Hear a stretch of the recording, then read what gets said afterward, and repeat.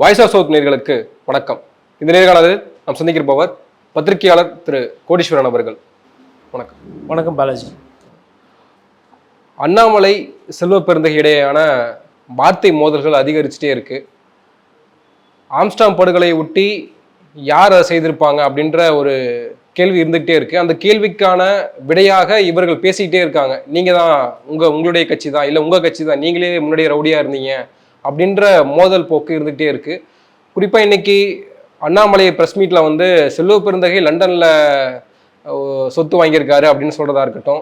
இன்னொரு புறம் செல்வ பெருந்தகை நாங்கள் உளவுத்துறை கிட்டேருந்து ரிப்போர்ட் வாங்கியிருக்கோம், அந்த உளவுத்துறை ரிப்போர்ட் படி 270 குற்றவாளிகள் பாஜகவில் இருக்காங்க, பொறுப்பில் இருக்காங்க, 1900 வழக்குகளை வாங்கியிருக்காங்க, அப்படிப்பட்ட நபர்களை நீங்கள் கட்சியில் சேர்ந்துட்டு நீங்கள் எங்களை சொல்கிறீங்களா அப்படின்ற துணியை செல்வ பெருந்தகை வெளிப்படுத்துகிறாரு. அப்போ இந்த பிரச்சனை நம்ம எப்படி எடுத்துக்கிறது, நீங்கள் எப்படி பார்க்குறீங்க? அரசியல் ரொம்ப தரம் தாழ்ந்து மட்டமாகவும் மலிவாகவும் மோசமாக போகிறதுன்னு எடுத்துக்கலாம். ஒரு சைடு வந்து ஐயா அண்ணாமலை அவர்களுக்கு வந்து ஐயா ஆம்ஸ்ட்ராங் என்ன மாதிரியான அரசியல் பண்ணக்கூடியவர், அவர் என்ன மாதிரியான தொழில் பண்ணக்கூடியவர், அவர் யார் யாருக்கெல்லாம் நல்லவங்களாக இருந்தாங்க, எவ்வளோ பேரை படிக்க வச்சார், எப்படி கஷ்டப்பட்டு வந்தார், எதுவுமே தெரியாது. அண்ணாமலை அவர்களுக்கு ஆம்ஸ்ட்ராங் என்பவர் பகுஜன் சமாஜ் கட்சியினுடைய ஒரு தேசிய கட்சியினுடைய மாநில தலைவர். கிட்டத்தட்ட அண்ணாமலை என்ன பதவி பாரதிய ஜனதா கட்சிக்கு வகிக்கிறாரோ அதே பதவியை, அதாவது கண்டெம்பரரி சொல்லிக்கலாம் ஆங்கிலத்தில். இவர் எப்படி ஒரு தேசிய கட்சியினுடைய மாநில தலைவரோ அதே போல் அவர் ஒரு தேசிய கட்சியினுடைய மாநில தலைவர். அந்த ரெண்டுத்தை தாண்டி அண்ணாமலை அவர்களுக்கு ஆம்ஸ்ட்ராங் அவரோட ஏலேருந்து ஜெட் வரலாம் எதுவும் தெரியாது. ஒன்றும் அவர் இங்கே போலீஸாக இருந்திருந்தாலும் அவரோட அந்த ஹிஸ்ட்ரி ஷீட்டு பேக்ரவுண்டு என்னென்னு தெரிஞ்சிருக்கும். இல்லை அவர் ஒருவேளை இங்கே லாகி படிச்சிருந்தாருனாலும் சட்டக்கல்லூரியில் அவரோட போராட்டத்தில் அவரோட பங்களிப்பாகட்டும், இல்லை மாணவர்கள் அவர் படித்து அவங்களுக்கு வழிகாட்டினதாகட்டும், இல்லை 4 பேருக்கு உதவி பண்ணி சோறு போட்டது ஒரு பாதுகாப்பாக இருந்தது, இது எதுவுமே தெரியாது. ஆனால் ஒரு சம்பவம் நடந்து போச்சு. அந்த சம்பவம் வந்து மர்டரு, ஒரு குரூசம் மர்டரு. அப்போ இதில் போய் நம்ம எதனா பேசி இதில் ஏதாவது அரசியல் பண்ணால் நமக்கு ஒரு ஆதாயம் கிடைக்கும் அப்படின்ற அந்த புள்ளியில் கரெக்டாக வர வேண்டிய இடத்துக்கு வந்துட்டார். இப்போ ஐயா ரஞ்சித் அழுகுறாரு, ஒப்பாரி வைக்கிறாரு, ஒரு சில கேள்வி கேட்குறாருன்னா அவருக்கு வந்து அவர் பழக்கம். ரஞ்சித் அவர்களுக்கு தெரியும் ஆம்ஸ்ட்ராங் வந்து அவருக்கு வந்து ஒரு வேண்டப்பட்டவர், ஒரு அண்ணன், அந்த மாதிரி ஒரு கேரக்டர். அதனால் அவர் கேட்குறாருன்னா அது எனக்கு புரியுது. செல்வ பெருந்தகை அவர்கள் பேசுகிறாரு அப்படின்னா ஒரு காலத்தில் இவங்க 2 பேரும் ஒரே கட்சியில் வேலை பார்த்தவங்க. அதை தாண்டி பூவையில் பூந்தமல்லியில் மூர்த்தியார் இருந்த பூவை மூர்த்தியார் இருந்த காலத்தில் இவங்க எல்லாமே வந்து ஒரே பயிற்சி பட்டறையில் பயிற்சி எடுத்தவங்க. எப்படி ஒரு தலித் பாலிட்டிக்ஸ் பண்ணணும், தாழ்த்தப்பட்ட பட்டியலின மக்களுக்கு உண்டான உரிமைகளை எவ்வாறு கோரணும் அப்படின்னு அந்த பழக்க வழக்கம் இருக்குது. யாருக்கு? ஐயா செல்வ பெருந்தகைவருக்கு. திருமாவளவன் அவர்கள் போய் அங்கே வந்து ஒரு அரசியல் பேசுகிறாரு அப்படின்னா அவர் வந்து ஒரு தமிழகத்தோட ஒரு முக்கிய தலைவர்.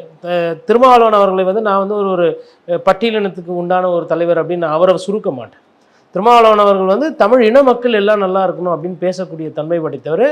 மண்டல் கமிஷன் பரிந்துரை ஓபிசி எல்லாம் ரைஸ் ஆகணும் பொழுது அதை வந்து ஆதரித்து பேசிய அவர் வேணால் ஒரு பட்டியலின குடும்பத்திலிருந்து வந்திருக்கலாம். பட் அவர் பேசக்கூடிய அந்த அரசியல் என்பது தமிழர்கள் முன்னேறணும், தமிழர்களில் பிரிவு இருக்கக்கூடாது, வகுப்புவாதம் இருக்கக்கூடாது, எல்லாரும் படிக்கணும், இந்தி எதிர்ப்பு, அந்த மாதிரி போகக்கூடிய தன்மை படைத்தவர். அப்போ அவர் வந்து அவருக்கு உண்டான அரசியல் பண்ணுறாரு. அப்போ எல்லாரும் அவங்கவுங்களுக்கு உண்டான அரசியல் பண்ணும்போது இதில் அதிகமாக அரசியல் பண்ணி அந்த இடத்த டேக் ஓவர் பண்ணோம் அப்படின்னு நினைக்கிறது ஐயா திரு அண்ணாமலை பண்ணுறாரு. கூடவே இதில் இன்னொரு பிரச்சனை இருக்குது. என்னென்னா இது ஒண்டி அரசியல் ஒண்டி கிடையாது. ஊருக்கே தெரியும் ஆருத்ரா கேஸில் யார் யாரோட பேர் அடிபட்டுது, பாஜகவினர் பதவியில் இருக்கிறவங்க தான் இது பண்ணாங்க, மக்களோட பணம் நிறைய விரயமாக இருக்குது, இதில் ஒரு சிலர் தேடப்படும் குற்றவாளி, அதுக்கப்புறம் பின்னாடி கைதுபட்ட குற்றவாளிகள் பாஜகவில் பொறுப்பில் இருக்காங்க, இல்லை பாஜக பொறுப்பில் இருக்கிறவங்களோட நட்பு பாராட்டுறாங்கன்றது நாடறிந்த உண்மை. அப்போ ஒரு சைடு வந்து ஆருத்ரா, இன்னொரு சைடு வந்து உங்களுக்கு வந்து ஆம்ஸ்ட்ராங் விஷயத்தில் அரசியல் பண்ணணும். அப்போ அரசியல் பண்ணும்போது என்னென்னா ரவுடிசம் இருக்குது, இந்த ரவுடிசம் கலாச்சாரம் இருக்குது, தமிழக மக்களுக்கு பாதுகாப்பு இல்லை, லா அண்ட் ஆர்டர் சட்டம் ஒழுங்கு சரி செய்யணும், காவல்துறையை கண்டிப்பாக நடத்தணும், காவல்துறையில் இருக்கிறவங்க மீது துறை ரீதியாக நடவடிக்கை எடுக்கணும் அப்படின்னு அண்ணாமலை பேசுகிறாரு அப்படின்னா என்னால் அதை புரிஞ்சிக்க முடியுது. ஆனால் எல்லாரும் ஒன்று சேர்ந்தார் போல் பட்டியலினத்துக்கு மக்களுக்கு எதிராக இது வந்து நடக்குது, பட்டியலினத்தில் இருக்கிறவங்களுக்கு பாதுகாப்பு இல்லைன்னும் போது தான் எனக்கு வந்து ஒரு சந்தேகம் வருது. இவ்வளோ நாள் அவர் பட்டியலின மக்கள் தான், இவ்வளோ நாள் உங்கள் கண்ணு யாருக்குமே தெரியலையே, ஏன் திருநெல்வேலியில் ஒரு பட்டியலின மக்கள் ஒருத்தர் தலைவர் வெட்டி சாவடிக்கப்பட்டாங்க, அப்போ இதை பற்றி பேசலை. வேங்கவேல் பிரச்சனைக்கு இந்த மாதிரி ஒரு ஒரு குரல் ஒட்டுமொத்தமாக கொடுக்கல. அப்போ நீங்கள் வந்து பாஜகவும் ஆம்ஸ்ட்ராங் அவர்களோட ஆதரவாளர்களும் ஒரே மாதிரி பேசுகிறீங்களே, அப்போ அது என்ன புரிதல், அது என்ன சிந்தனை? அது ஃபஸ்ட்டு பிரச்சனை. இரண்டாவது பிரச்சனை வந்துட்டு இதில் செல்வ பெருந்தகை அவர்களையும் வலிச்சு பேசுகிறாரு. செல்வ பெருந்தகையில் பேசும்போது ஐயா அண்ணாமலை சொல்கிறாரு, லண்டனில் வந்து ஒரு ஹோட்டல்லாம் வாங்கியிருக்கிறாரு, சொத்து குவிப்புலாம் பண்ணியிருக்காருன்னு. உள்ளபடியே வந்து அண்ணாமலை அப்படி சொல்லியிருக்கிறாரு, இல்லை அதற்கு தவறுகள் தராருன்னா அதை வந்து பத்திரிகையாளராக நான் வரவேற்பேன். என்னை பொறுத்தவரையிலும் அரசியல்வாதிகள் என்பவர்கள் மக்களுக்கு தானம் தர்மம் செய்யலைனாலும் பரவாயில்ல, அரசியலை வைத்து பிழைப்பு நடத்தக்கூடாதுன்னு நினைக்கக்கூடியவன். அறிஞர் அண்ணா வழியில் வந்து அரசியலை பார்க்கக்கூடிய தன்மை படைத்தவன் நான். அப்போ அப்படி பார்க்கும்பொழுது ஒரு ஐயா வந்து பெரிய பணக்காரர் கிடையாது, ஆல்ரெடி குடும்ப சொத்து இருக்குது, குடும்ப அரசியல் பின்னணி அப்படி வந்தவர் கிடையாது ஐயா செல்வ பெருந்தகை. அப்போ செல்வ பெருந்தகை அவர்களுக்கு வந்து எப்படி பணம் வருது, உங்களோட சொத்து பட்டியலை சொல்லட்டுமா, உங்கள் மீது என்னென்ன கேஸ் இருந்தது நான் பேசட்டுமா அப்படின்னு சொல்லி அண்ணாமலை பேசுகிறார். அப்போ அது பாரதிய ஜனதா கட்சிக்கும் காங்கிரஸுக்கும் பகை, பரம்பரை பகை. அந்த பகையை வந்து மாறி மாறி கக்கிக்கிறாங்க.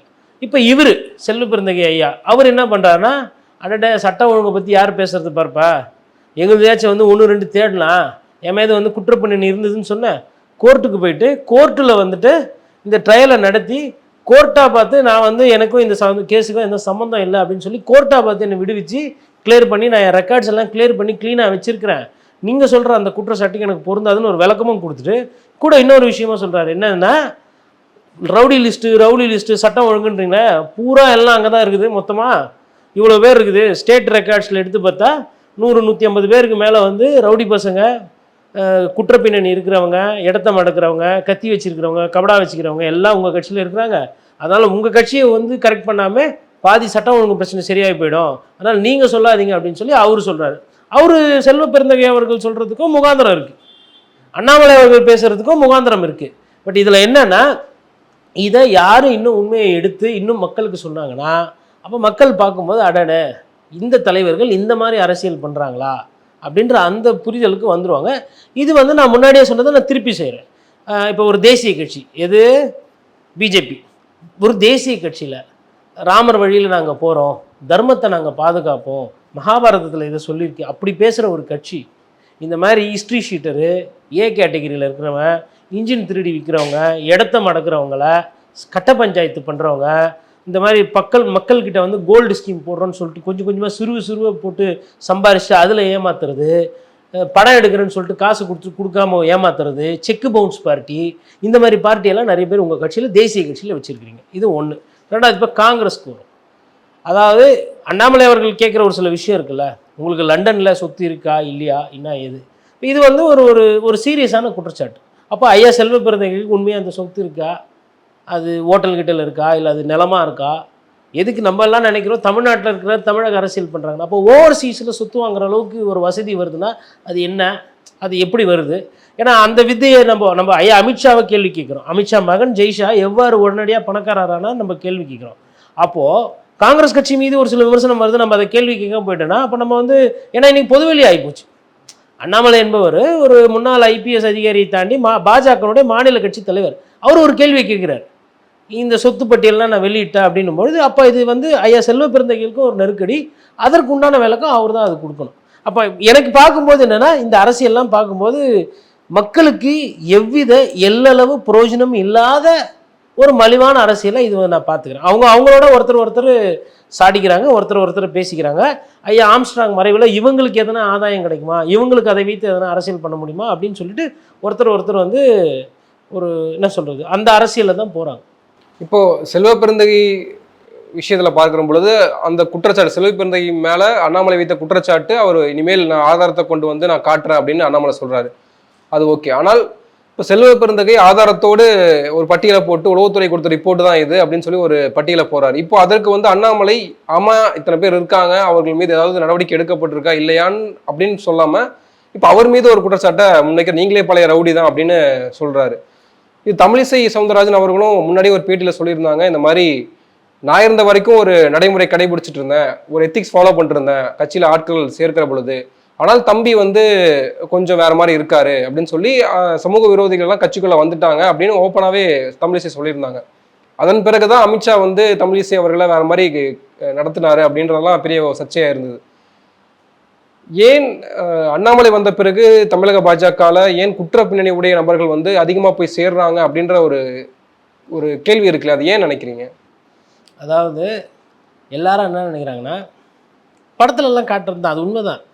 ஃபஸ்ட்டு வந்து லோக்கலில் இருந்தால் வந்து அப்படியே 4 அரசியல்வாதி கூட சுற்ற வேண்டியது, அப்புறம் பொறுக்கித்தனம் பண்ண வேண்டியது, ரவுடிசம் பண்ண வேண்டியது, அப்புறம் கட்ட பஞ்சாயத்து, அப்புறம் தலைவர் பிறந்தநாள், தலைவி பிறந்தநாள், காசு கொடுங்க அப்படின்னு போய் கிராக்கி விடுறது சொல்லுவாங்க வட சென்னை பாஷையில். போயிட்டு 4 இடத்துல வசூல் பண்ணுறது, அதை வைத்து நீர்மோர் பந்தல், அதை வைத்து தலைவனுக்கு பிறந்தநாள் கேக் வெட்டுறது, அதை வைத்து ஒரு நிகழ்ச்சி, பாதி நிகழ்ச்சிக்கு போகும், மீதி பாதி இவங்க ஜோபியில் போயிடும். இந்த மாதிரி அரசியல் அப்படி பண்ணுறது. அப்புறம் வாய்ப்பு கிடச்சா இந்த மாதிரி ரியல் எஸ்டேட்டு, கட்ட பஞ்சாயத்து இதெல்லாம் போயிட்டு கொஞ்ச நாள் அப்படி பண்ணிவிட்டு அதுக்கப்புறம் சொத்து காசுலாம் சேர்ந்தோன்னா ஒரு அரசியல் கட்சியில் சேர்ந்துட்டா நமக்கு ஒரு பாதுகாப்பு. நீங்கள் என்ன பண்ணுறீங்க அப்படின்னா, இல்லைங்க நான் ரவுடிசம் பண்ணுறேன், யாருனா உழைக்கிறவங்க யாருனா கஷ்டப்பட்டு உழைச்சா அவங்ககிட்ட போய் காசு கேட்பேன், கட்சி பேரை சொல்லி காசு கேட்பேன், யாருனா வீடு கட்டினா அங்கே போய்ட்டு என்ன கிச்சன் சைஸ் என்ன அப்படி இப்படின்னு சொல்லிட்டு நான் மாமூல் வாங்குவேன் அப்படின்னு சொன்னால் நல்லா இருக்காது இல்லையா? அதனால் எதனா ஒரு கட்சி பேரை சொல்லிக்கணுன்றதால ஒரு கட்சிக்கு போய் சேர்ந்துருவாங்க. அப்புறம் கட்சிக்கு போய் சேர்ந்தோன்னா ஆசை விடாதில்ல, கவுன்சிலர் ஆகணும், எம்எல்ஏ ஆகணும், அப்புறம் மந்திரி ஆகணும், அப்புறம் கல்வியாளர் ஆகணும். இதுதான் வந்து ஃபார்மேட்டு. இது வந்து ஏதோ இன்றைக்கி இருக்கிற ஃபார்மேட்டுன்னு கிடையாது. இந்த ஃபார்மேட் ஒரு 40 வருஷமாக ஓடின்னு இருக்குது இங்கே. நான் சொல்கிறது வந்து எல்லாரையும் நான் குறை சொல்லலை. வயசான காலத்தில் சட்டமன்ற உறுப்பினராக இருந்து முடிந்து அரசு மருத்துவமனையில் போய் அட்மிட் ஆகி உயிர் விட்ட அரசியல் நல்ல மனிதர்கள் எனக்கு நிறைய பேர் தெரியும். இன்றைக்கும் இருக்கிறாங்க. இன்றைக்கும் இதே வட சென்னையில் இருக்கிறாங்க, குரோம்பேட்டில் இருக்கிறாங்க, கம்யூனிஸ்ட் கட்சி தலைவர்கள் இருக்கிறாங்க. அவங்களாம் இருக்குது, நான் அவங்கள பற்றி பேசலை.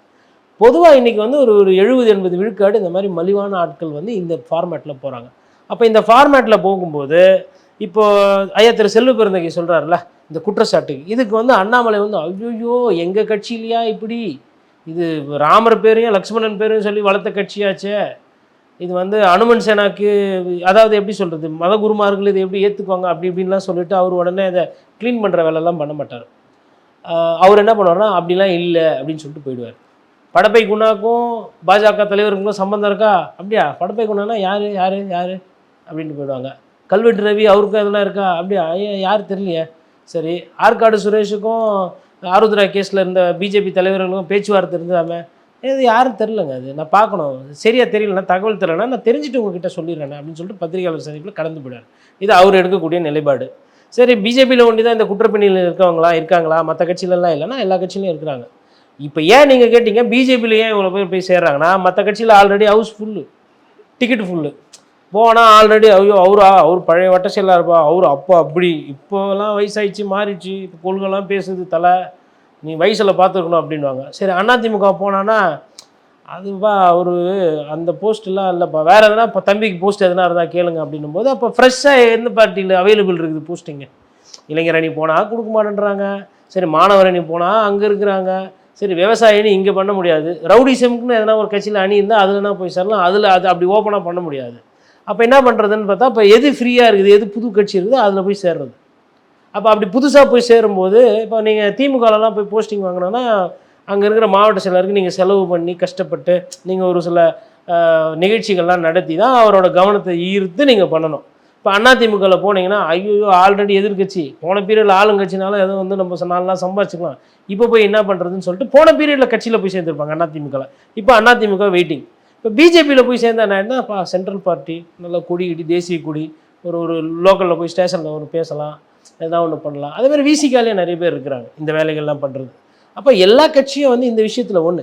ஏன் பிஜேபியில் அதிகம்னா, கடைசியாக இவங்க தான் தாமரை மலர்ந்தே ஆக வேணும் தமிழகத்தில்னு இருக்கிறாங்க. பூத்தில் உட்காரத்துக்கு ஆள் இல்லைன்னு விமர்சனம் பண்ணிங்க, கட்சியில் வந்து ஃபுல்லாக வாக்காளர்களுக்கு போய் அந்த பேர் வந்து சக்தி கேந்திர அளவுக்கு நமக்கு ஆட்கள் இல்லை, அதிமுக அளவுக்கும் திமுக அளவுக்கும் நமக்கு தொண்டர்கள் இல்லைன்னு நீங்கள். அப்போ அண்ணாமலை என்ன பண்ணுவார்? வரவங்கள தானே சேர்த்துக்க முடியும். வரவங்க பூரா பேங்க் எம்ப்ளாயி, அதுக்கப்புறமா டீச்சர் ட்ரைனிங் படித்தவர்கள், அதுக்கப்புறம் கை சுத்தமான வேலை பார்ப்பவர்கள், அப்படி வந்தால் பரவாயில்ல. இருக்கிற லாட்டை இதுதான் வருது, பூரா 7.5 வருதுன்னு வரவங்களை வந்து நான் கட்சியில் சேர்த்துக்க மாட்டேன், எங்கள் கட்சி வந்து கொள்கை, நாங்கள் வந்து காந்தி அப்படின்னு நினைக்கிறோம், எங்களுக்கு காந்தி எவ்வளோ முக்கியமோ கோட்சேவும் அவ்வளோ முக்கியம், அந்த மாதிரிலாம் கொள்கை பேச முடியாது. வந்தவரெலாம் லாபம், ரத்த தான முகாம் நடத்தணும். அப்போ அந்த முகாம் நடத்துகிறாருன்னா யார் அந்த முகாம் நடத்துகிறாரு? முகாம் நடத்துகிறவருக்கு அந்த தகுதி இருக்கா? நல்ல முறையில் சம்பாதிக்கிறாரா? இல்லை ஊரடிச்சு உலையில போட்டு அந்த காசில் சம்பாதிக்கிறாரா, செலவு பண்ணுறாரா, இதெல்லாம் யாருமே செக் பண்ணுறது கிடையாது. எந்த கட்சியுமே செக் பண்ணுறது கிடையாது. அதில் ஆல்ரெடி பழந்துன்னு கொட்டை போட்டு வருமானம் செல்வாக்கு இருக்கிற கட்சிகளே யோசிக்கிறது கிடையாது. அப்படின்னும் போது பிஜேபி அவங்களுக்கு என்ன பண்ணுவாங்க, அவங்களுக்கு பூத்தில் உட்காரதுக்கு ஆள் வேணும். அவங்களுக்கும் 4 பேர் வந்து டாடா சுமோலையோ பழைய காண்டசா மாதிரியோ இல்லை இன்னைக்கு இருக்கிற இனோவா ஸ்கார்பியோ அதுலேயும் ஒரு 10 பேர் ஆள் வரணும், அந்த தோரணம் காட்டணும், பந்தா காட்டணும் அப்படின்னா அவங்களுக்கும் தேவை. அதனால் வரவங்களெல்லாம் சேர்த்துக்கிறாங்க. வரவங்களெல்லாம் அள்ளி போட்டுக்கிறதுனால வர பிரச்சனை. அப்புறம் எடுத்து பார்த்தா குற்ற பின்னணியில் அடட நல்லா வளர்ந்துருக்கு, நீங்கள் கேட்குறீங்கல்ல வளர்ந்துருக்கான்னு. அதான் இப்போ அவர் இந்த ரெக்கார்ட் சேர்த்துக்காட்டலாம் பாருங்கள், உங்களை விட குற்ற பின்னணியில் எங்ககிட்ட அதிகமாக இருக்காங்க. ஒன்று. ரெண்டாவது, அவங்க ஏன் பிஜேபிக்கு வந்து சேர்றாங்க அதையும் பார்க்கணும். கட்சியில் இருந்தால் இந்த குற்ற பின்னணியை கிளியர் பண்ணலாம்ல. 2 நாளைக்கு முன்னாடி கமிஷனர் வந்து ஒரு ப்ரெஸ் மீட்டில் சொல்கிறாரு, ஹிஸ்ட்ரி ஷீட் வாஸ் தேர், அந்த history sheet was cleared through the court அப்படின்னு ஒரு வார்த்தையை சொல்கிறார் ஐயா ஆம்ஸ்ட்ராங் மரணம் குறித்து பேசும்போது. அப்போ என்னன்னா இவங்களுக்கும் history sheet was there, history sheet will be cleared through the court or through the legal remedy or through the political strategy. அப்போது எனக்கு வந்து என்னோட பழசை வந்து நான் ரப்பர் வச்சு அழைக்கணும் அப்படின்னா எனக்கு ஒரு அரசியல் கட்சி தேவை. அவங்க நீங்கள் பிஜேபியில் இப்போ இது போய் சேர்ந்தாங்க இல்லைங்களா, அவங்கள கூப்பிட்டு நீங்கள் கேட்டிங்கன்னா ஏன்பா பிஜேபியில் சேர்ந்தினா திமுகவில் சேர விட மாட்டேன்றாங்க, அண்ணா திமுகவில் ஹவுஸ்ஃபுல்லு, காங்கிரஸ் கட்சியை விட இது கொஞ்சம் வசதியாக இருக்குது, இந்த மாதிரி காரணம் தான் இருக்கும் உள்ளபடியே. மற்றபடி சேர்றதுனா ஏன் முன்னாடியெல்லாம் சேரலையே, ஏன் இப்போ ஒண்டி சேர்றாங்க அப்படின்னா முன்னாடி இருந்த தலைவர்கள் வந்து பாஜகவில் வந்து அவர் வந்து ஆர்எஸ்எஸ் சித்தாந்தம் இருக்கா, அவர் என்ன பண்ணுறாரு, அவருக்கு இந்த பிஜேபியினுடைய கொள்கை பிடிக்குமா, பிஜேபி ஊழலை விரும்பாத ஒரு கட்சி அது மேலே இருக்கா, கோயில் குளங்கள் மேலே பக்தி இருக்கா, பொய் சொல்லாதவர் அந்த மாதிரி. அவங்களுக்கு நான் நிறைய முறை சொல்லியிருக்கேன், பிஜேபிக்காரங்களுக்கு அந்த கொள்கையில் தான் அவங்களுக்கு பிரச்சனை, இங்கே இருக்கிற அவங்களுக்கு பிரச்சனை. எல்லாரும் ஒன்றும் இல்லை, எல்லாரும் சமம் கிடையாது, நம்ம வைக்கிறது தான் சட்டம், அந்த பிரச்சனை தானே தவிர்த்து இந்த பிரச்சனை, இந்த ரவுடி மாமூலு கட்டிங் பிரச்சனை, இந்த கண்டவங்களை கட்சி உள்ள சேர்த்துக்கிறது, ஒரு பாகுபாடின்றி அந்த மாதிரி பிரச்சனையை தானே தவிர்த்து அதில் இப்போ அதை ஃப்ரீ பண்ணி விட்டாங்க. பிஜேபியும் இதே போடுற கட்சி தான், இதில் மாற்றங்கின்ற அதெல்லாம் ஒன்றும் கிடையாது. பிஜேபிக்கு என்ன வேணும், தமிழகத்தில் கால் ஊன்றணும். அப்போது அதற்கு வந்து 4 பேர் வராங்கன்னா சேர்த்துக்க வேண்டியதான். அதனால் அவர் மறுத்துக்கிருத்து ஐயோ எங்கள் கட்சியில் அப்படிலாம் கிடையாதுலாம் சொல்ல மாட்டார். முடிஞ்சால் இவர்களையும் கூட்டுக்கிட்டு ராமேஸ்வரம் கோயிலுக்கு போவாங்க, இல்லை எங்கள் அண்ணன் முருகன் என்ன பண்ணுவாரோ வேலை கையில் கொடுத்துட்டு வேல் யாத்திரைக்கு வாங்கன்னுவார். அது வேல் யாத்திரையாக இருக்காது. போகிற இடத்துல ஆன்மீக வழியாக போகும்போது வேல் யாத்திரை போவோம். இந்த மாதிரி நபர்கள்கிட்ட நீங்கள் வேலை கொடுத்து போனீங்கன்னா பா காலிலேருந்து 20 கிலோமீட்டர் நடந்து வரேன்னா ஒரு மோர் கொடுக்க மாட்டியா, அந்த ரஸ்னா பாயிட்டு சும்மா தானே இருக்குது, அதை தூக்கி கொடு. இப்போ இளநீ கிடக்காரு, இப்போ நடந்து வந்துனுக்கிறேன் அண்ணனோட என்னப்பா வீரவேல் வெற்றிவேல் இளநீ ஒரு 100 இளநீ கொடு, இதெல்லாம் நடக்கும். இதனால தான் சொல்கிறது, தரமானவர்கள் தகுதியானவர்கள் கொள்கை மேலே கொஞ்சமாச்சு ஒரு உணர்வு இருக்கிறவங்க அரசியலுக்கு வரணும். நன்றி, நிறைய விஷயங்களை பகிர்ந்துக்கிட்டீங்க. உங்கள் நேரத்துக்கு மிக்க நன்றி. நன்றி.